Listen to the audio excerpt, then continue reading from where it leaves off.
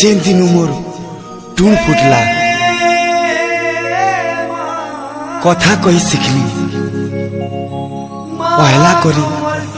माँ डाकली माँ मते 10 मास गर्भे धरी जन्म दे मते दुनिया देखे माँ केड़े सुंदर केड़े मधुर केड़े मीठा तोर ना है गो माँ।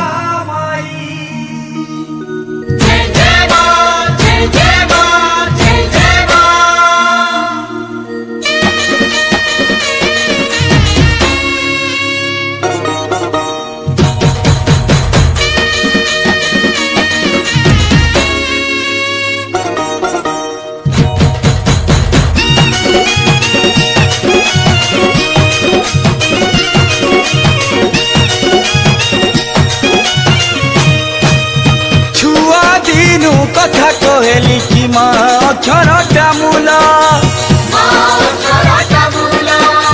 स्वर्ग पाताल मही मंडले गोतोर नाटा धार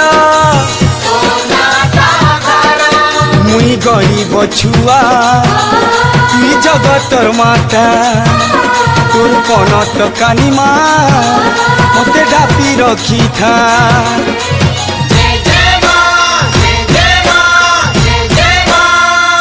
भज मन जप मन जय माँ समले रे मन भमरा रे भज मन जप मन जय माँ समले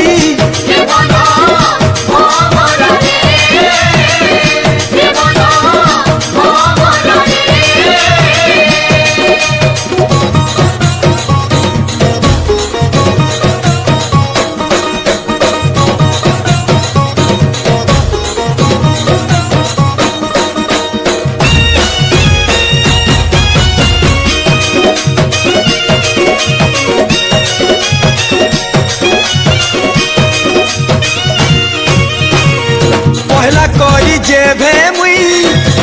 या है जानी गो मारा धरी तो पहा पकानी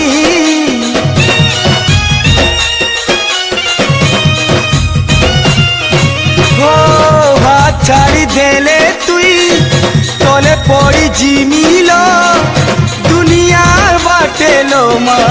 नहीं पारे चली मुई दुर्बलिया तुई शक्ति स्वरूपा मत सहायता माँ खाली तोर कुरूपा।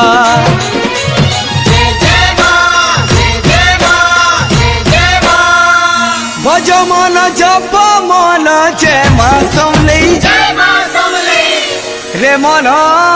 भमरा रे भज मन जप मन जय माँ समले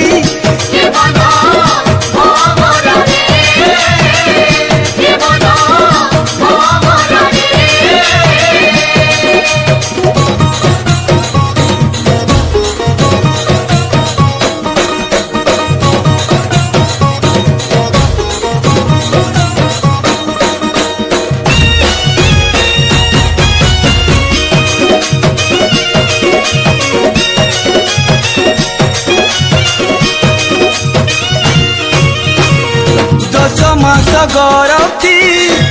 बुही करी मतेल माँ परे आनीचे धरा धामके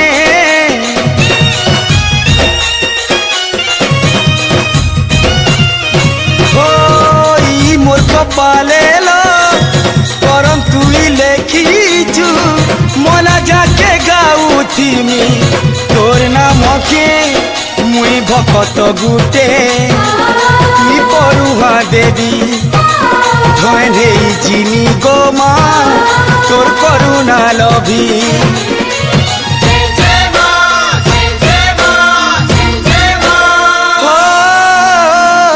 भज मन जप मन जय माँ समले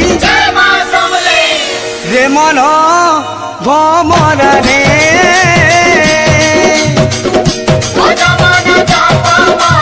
जय माँ समले रे मन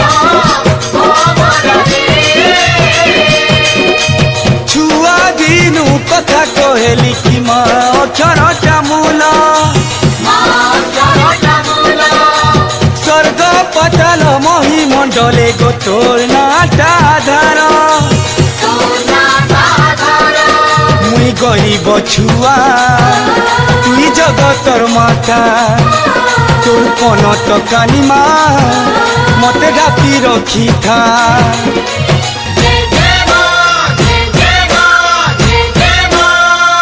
भज मन जप मन जय मां समलई